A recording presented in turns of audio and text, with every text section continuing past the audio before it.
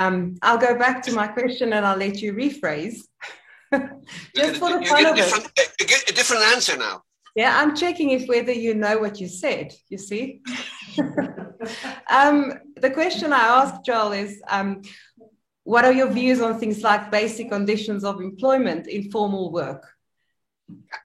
So it's important to realize that the idea of a job is actually sort of a fairly new idea, that before the Industrial Revolution, people worked but did not have a job. I mean, in the sense that they had a permanent connection with a single employer, that they showed up for work at a given time and left at a later time, and so on. People worked, but the vast bulk of people worked for themselves at their homes or in their fields.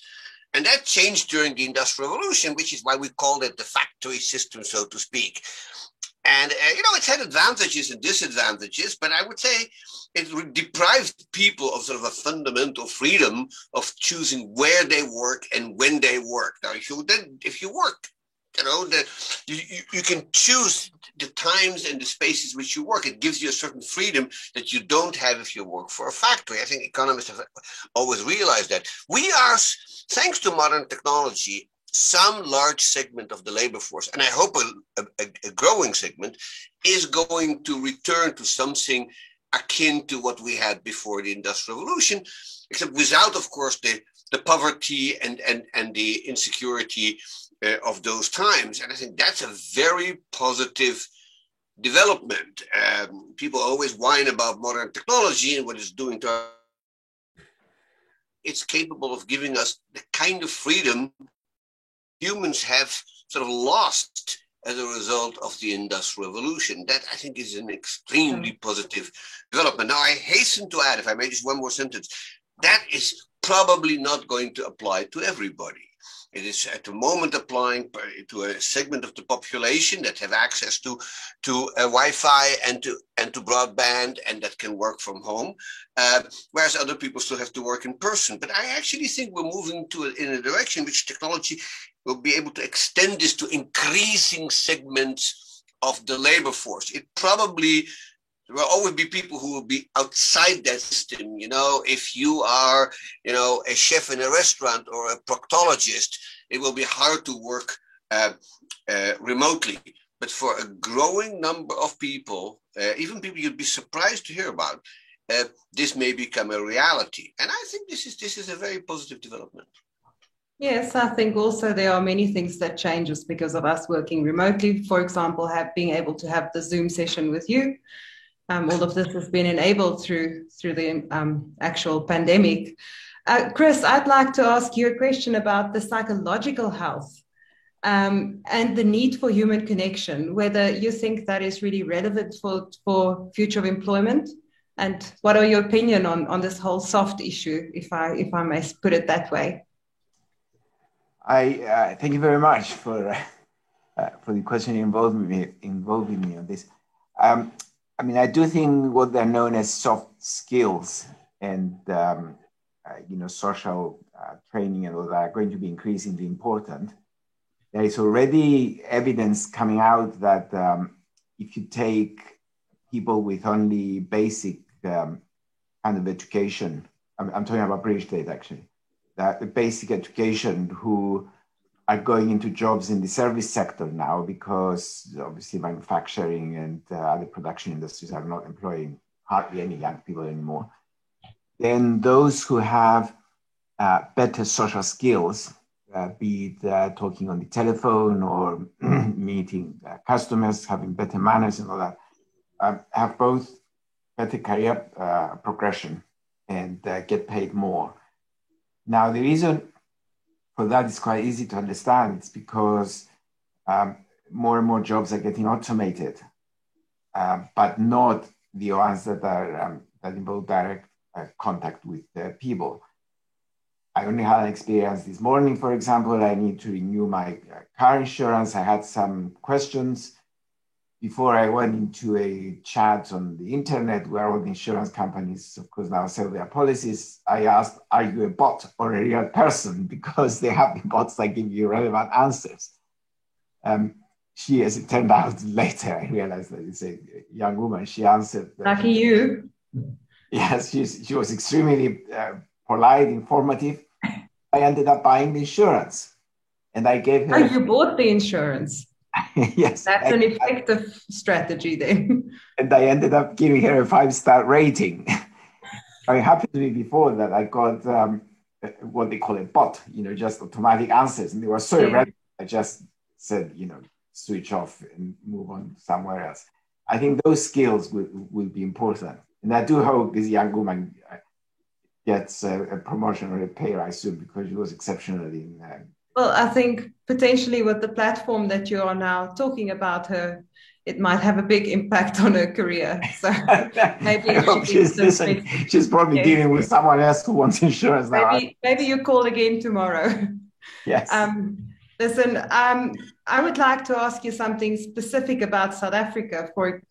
It is a country with incredible polarity. And if we talk about the future of employment, how would we upskill and reskill people that are really so much in poverty that they hardly have access to water and to internet and to Wi-Fi, and how do we create opportunities to really change that in a country like this? I would maybe ask Chris, you can answer, and then Joel, I'd like to hear your response as well. Well, it's a long process, but it needs to get started and it needs to be accelerated. I get to hear these things in meetings like the Davos meetings, the World Economic Forum meetings in Davos, where there are representatives from South Africa. I mean, it's essential that you don't give up and say it's a desperate case.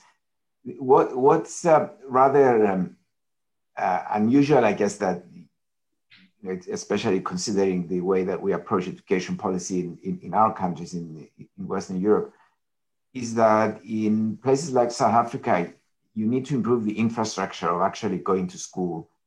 Yeah. Roads, how you manage it, provide basic nutrition and clothing, shoes for the people in villages to walk to schools. That's probably more important than what we do here, for example, which is forcing people to go to school. And if you don't go, your parents are called up and all that. If you don't have the basics, go to school, then don't matter so much. And once you get that infrastructure of actually attending school, then the rest will come automatically. Learning is fun, but not when you sit there with an empty stomach and scarred. Yes, exactly. Or feeling cold or because you don't have basic clothing. Do you have anything to add to that, Joel? Well, I would just add, I totally agree with Chris about this. Infrastructure really is the key word here. And I would say that if one of the ills that the world is suffering from in the last 25 or 30 years, with some notable exceptions, is an imbalance investment. And so the counter example to this is China, because what has happened in China is that political decisions to make huge investments in infrastructure have really helped to take a country that was truly and abjectly poor and turned it into a middle-income country. And you go to China, I've been there a couple of times, you go to China and you see why. It's not just infrastructure in roads and in water supplies. It's in education, in university. In Shanghai, there are 100 universities. It's actually mind-boggling. And, the contrast between a country like China, where, a strong autocratic government made a decision. We are going to invest in infrastructure. That's, I think, a sobering thought, to compare it with a place like India, where such a decision was not made and maybe could not have made. Also, who knows? And the gap is quite striking. And I think infrastructure is not just a buzzword here in the United States, where it's now very much on everybody's agenda. It should be your question is precisely that. It's invest in the physical environment in which these things operate. If you can get that done, I think. Yeah, it becomes an enabler for the basics, right? And then we can go forward if we have the same something to step off from. Okay. Yes. We have an interesting question here from a 15-year-old that is asking, how can we effectively develop steady long-term unemployment? How can we develop so that there is steady long-term employment for people over the next 5 to 10 years? Chris? Yes, sorry, Chris. He shouldn't be aiming for one job that is steady long term, as Joel was saying earlier, in fact, with which I agree to a large extent. What the best kind of labor market and the best kind of employment you can offer is one where there is frequent turnover of jobs. So you are going from job to job, looking for the one that you're best suited to. You develop your skills with training as you go along. What we call in the literature, if you like, improving your match with the available jobs. Now, to be able to do that, of course, you need to have the available jobs. So, answer to the question, how do we succeed in providing satisfactory employment for everyone, is that it goes back to infrastructure help from the government, provide the right business environment, not only roads and buildings and schools, but also enabling companies to operate in an environment where they can take advantage of the entrepreneurial potential of their managers. Look at the World Bank doing business index at the World Economic Forum index. South Africa is very low from what I remember.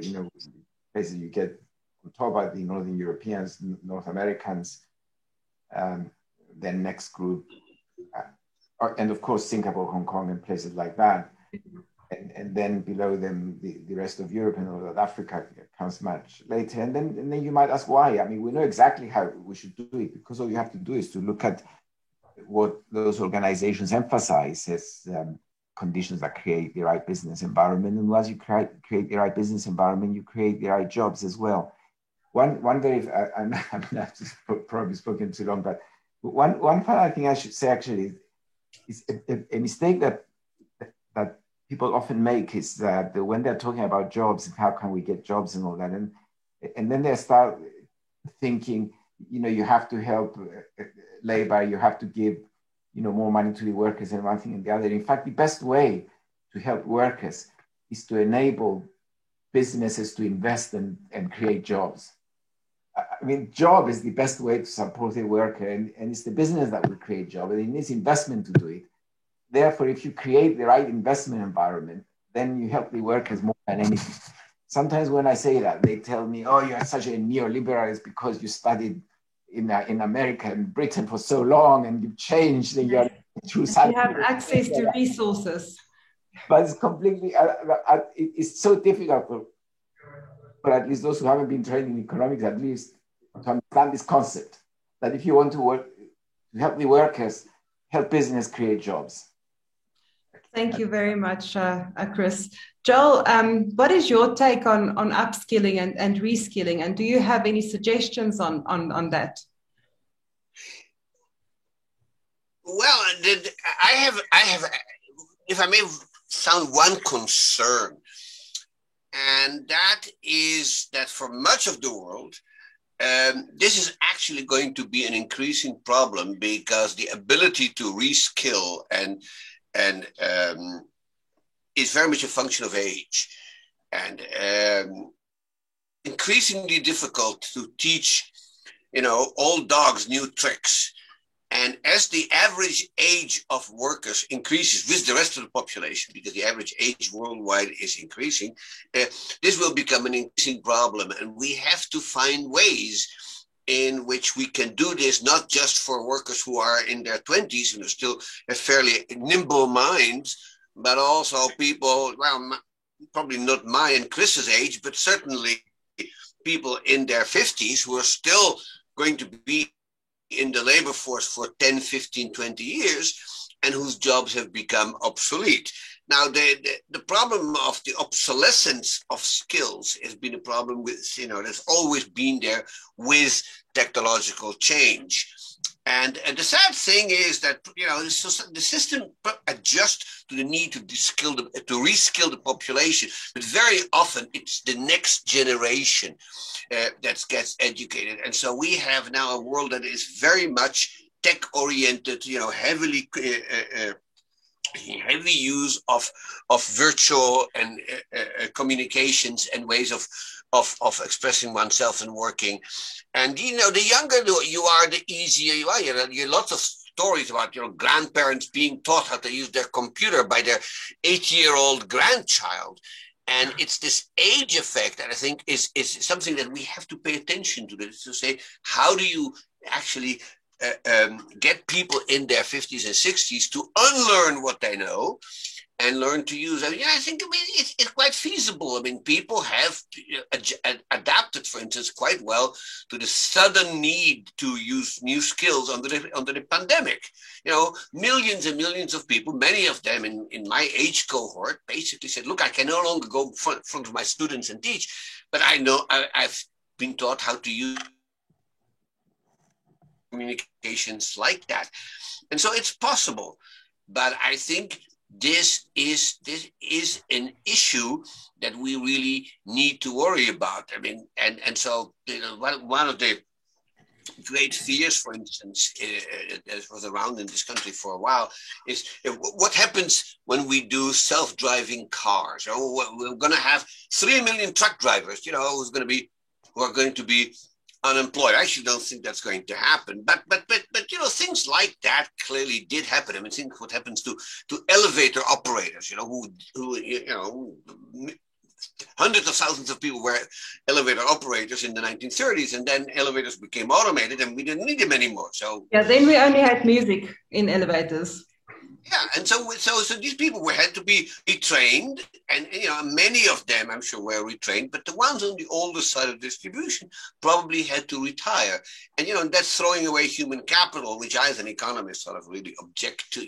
I mean, and so I hate to throw away resources, but this is something that I think the system is going to have to worry about, and here I really don't think that the private sector can be relied upon. I think this has to be a matter of public policy, hopefully jointly with the private sector. But I don't think there's going to be a lot of money to be made from retraining people in their 40s and 50s.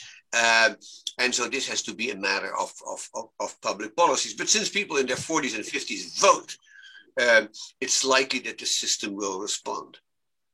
Thank you very much, Joel. I have a question from somebody asking whether you can teach someone to take initiative. Do you think it's to be creative and to take initiative and to become entrepreneurial? Is that something that can be taught? Would you like to answer, Chris? Sorry, I'm doing this one, that one, but you can also then just show me you would rather answer.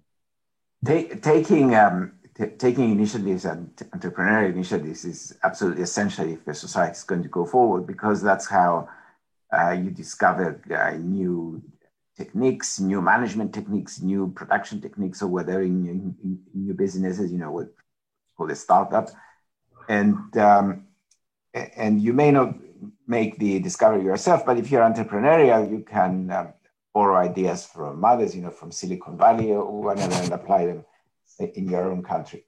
Now that's partly, I believe that as partly a sort of inherent gift. There are people who are entrepreneurial. You see them from a very young age. They try and trade football cards or marbles or something with others, and there are others who are not. I'm afraid I belong to the second category. I've never been entrepreneurial about anything. That's why I became a university professor, because you just sit in an office writing when you're Uh, they, It's a good strategy. At least you add value in a different way. yeah, it was very, very wise not going. I mean, my father had it established, he was much more entrepreneurial, established his own business, and he wanted me to go into the business. And I said to him, no, if you want the business to survive, and if you want me to have a reasonable life, please don't put pressure on me. And that was the end of it. But once you have that inclination, then it comes with training. You need to be trained into basic STEM skills, to understand, especially now, to understand the new technology. Almost every new idea is come from the laptop, from some software. You need to understand how you use that. And you need to understand basic management and economics as well, so you know what's going on around you. I mean, we do have, there are international competitions that involve students from the United States, Canada, Britain on entrepreneurial. So, I mean, there's one that Bill Clinton, for example, sponsors, which gives $1 million to students who come up with the best idea how to have a startup that will help relieve poverty in poorer countries. And I sit on them as judge sometimes on behalf of the LSE, and I'm astonished. Every one of them, everyone who wants to do it is talking about developing an app which will become very, very successful, that can be used on a smartphone. Well, to be able to develop an app and have those ideas, you need the basic skill in those techniques. These are economic students I'm talking about. So you think, so you think it is skills that can be taught? Yes. Although you need to be creative in another sense, but there are certain entrepreneurial skills that can be taught. Yeah, you need to be a little bit risk-loving. You need to be able to take risks.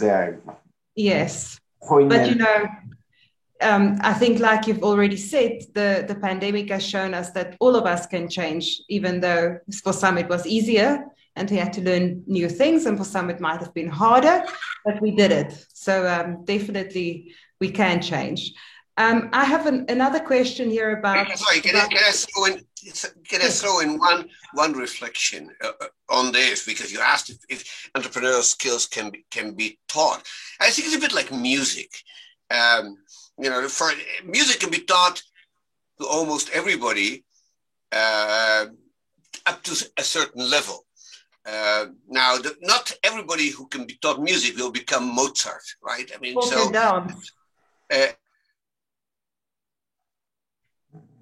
so you need to have an inherent talent. I mean, obviously the requirements are different. And Chris said, I think said it correctly. You have to be certainly an attitude toward risk, but also, I think, a few other things.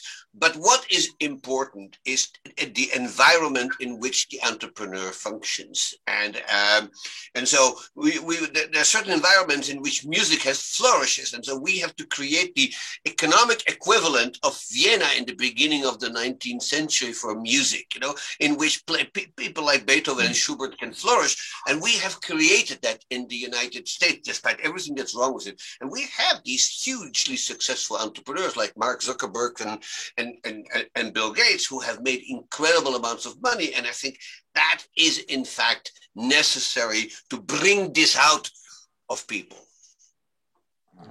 On that note, to create this environment, we need a policy, and countries need to have policies. And what do you think a government should consider putting in place for a future world of work policy?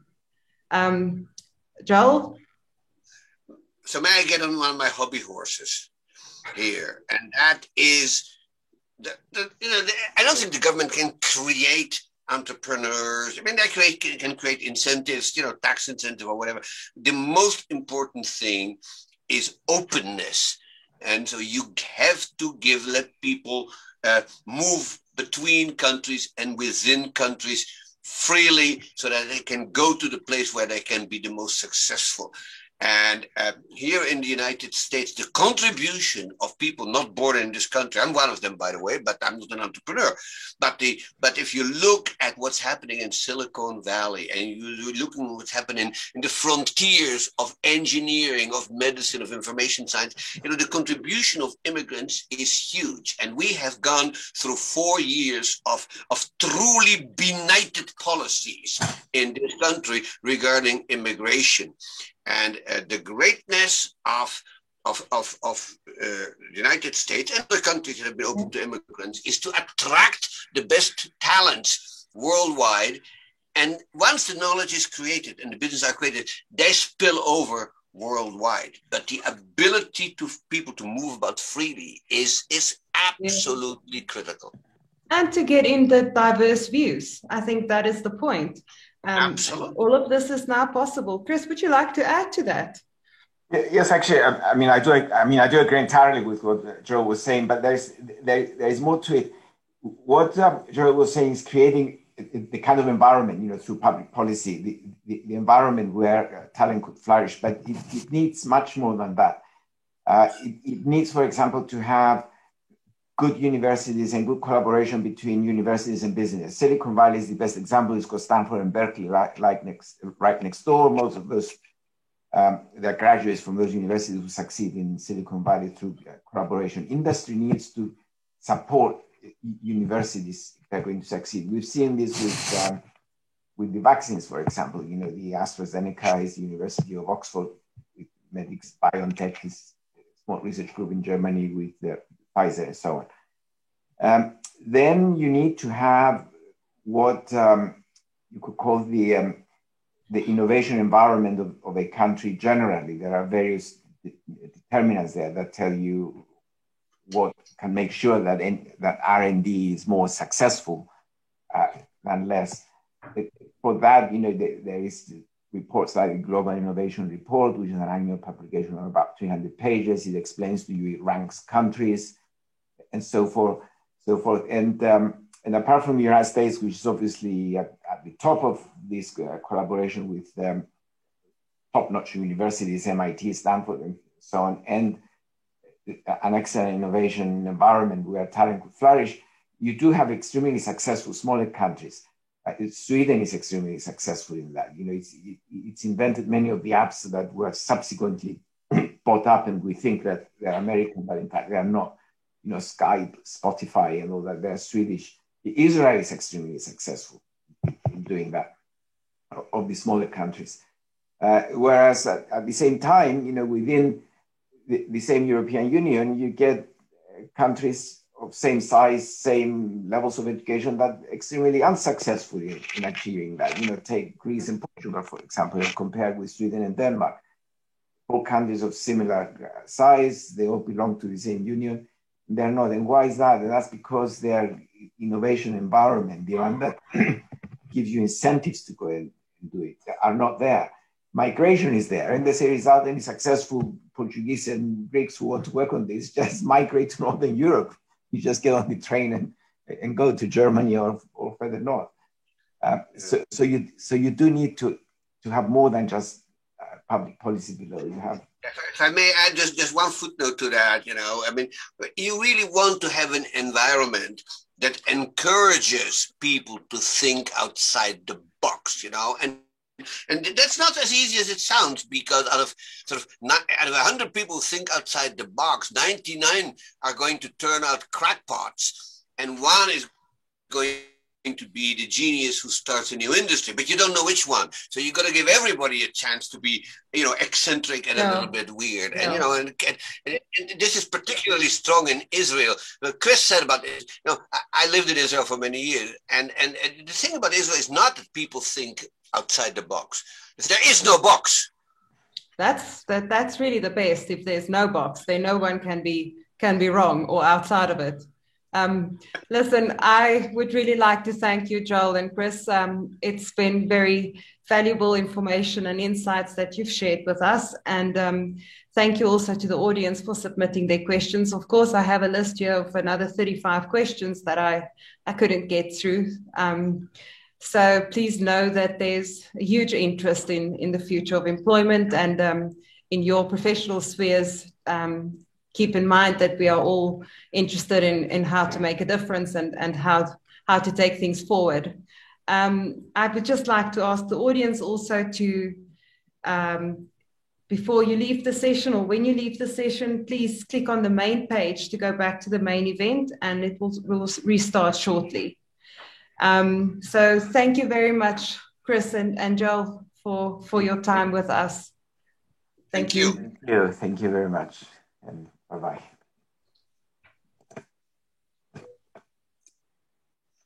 I think you can go to lunch now, Chris. We can just leave. No, I've got another one now coming up.